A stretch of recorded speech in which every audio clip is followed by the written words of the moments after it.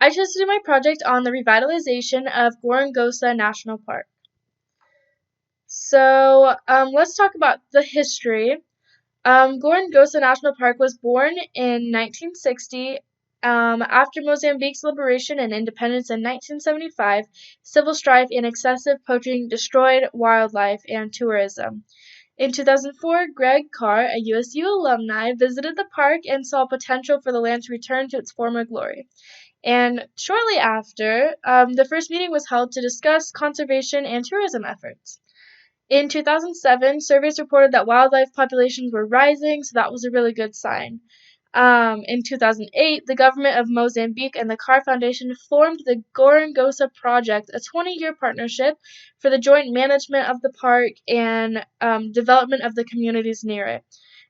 So here are the four main modes of action that have been undertaken to revitalize the park, and it consists of conservation, science, sustainable tourism, and community.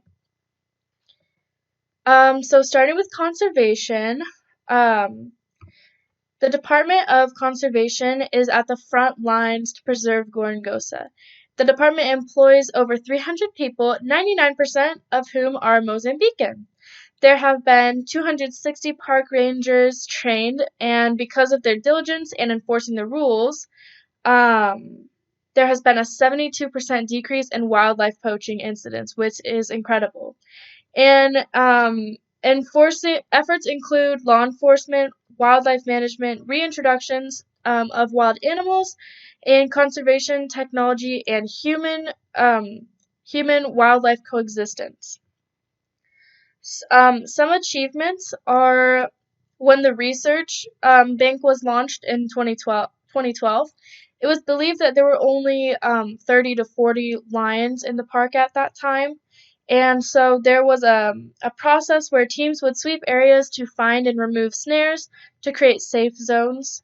And the sweeps would ensure that the habitat is safe for all species. And because of that, there has been a 95% reduction of snaring lions and a 65% decline in snares and traps that once killed and maimed 1/3 of the lions. In 2019, we have documented at least 146 lions across the park and dozens of new cubs. So practices like this allow Gorongosa to be one of the most ecologically diverse places on Earth. Okay, moving on to science. So, medical science has improved the living standards of the people in this community, as 630 local health professionals have been trained in nutrition, maternal, neonatal, and child health. So, in a program called the Mobile Brigade, um, there are more medical clinics. There are mobile medical clinics that reach some of the most vulnerable places or most vulnerable families and remote areas of Gorongosa region, and these clinics help save a lot of lives. Another program that I want to bring up is called APE. It's a group of community workers that help educate people about living healthy, and it's a really great program because it caters to the individual community. After a recent cyclone, the mobile brigades, along with the assistance from Portuguese physicians, provided support and cholera vaccinations to communities in Gorongosa. This is just an example of like working together and how science is helping these communities. All right, sustainable tourism.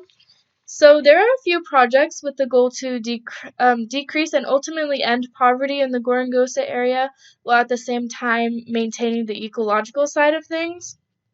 Um, Ecotourism creates an experience in nature that transforms people. So, by exposing guests to the landscapes and wildlife of Gorongosa National Park, it contributes to the long-term sustainability of the park as well as the overall attractiveness of Mozambique.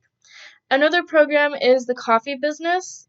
So this is a large-scale agroforestry initiative that works with local farmers and their families and promotes a common vision of the relationship between sustainable land use, community development, and conservation value.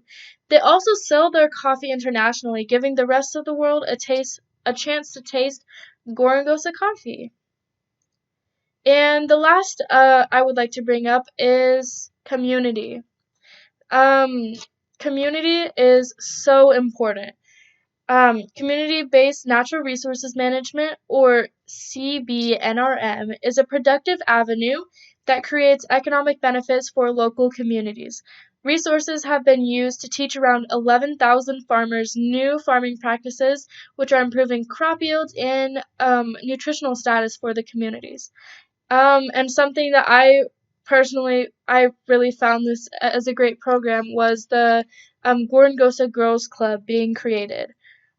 Because of this program, there are improvements in academic skills and school attendance for around 1,300 girls, and they're providing school materials and uniforms to facilitate enrollment in school, and the girls get to go on excursions and learn about career options and also receive counseling from other young women.